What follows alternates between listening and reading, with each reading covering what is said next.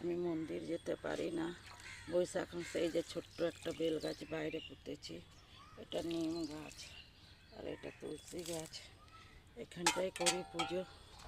তারপরে তারপরে ওইখানটা আছে, দেখো পিপল গাছে রোজ যাই। এই দেখো, এটা আমার ঘরের বাইরে। এটা আমি 35 বছর আমার বিয়ের হয়ে গেছে। 35-36 বছর থেকে আমি এই পিপল গাছেই পূজা করি। বৈশাখ মাসে আমি অত মন্দির যেতে পারি না, তা আমি এখানটায় পুজো করি। এই যে থাল নিয়ে জল নিয়ে চলে আসে বৈশাখ মাস ভর।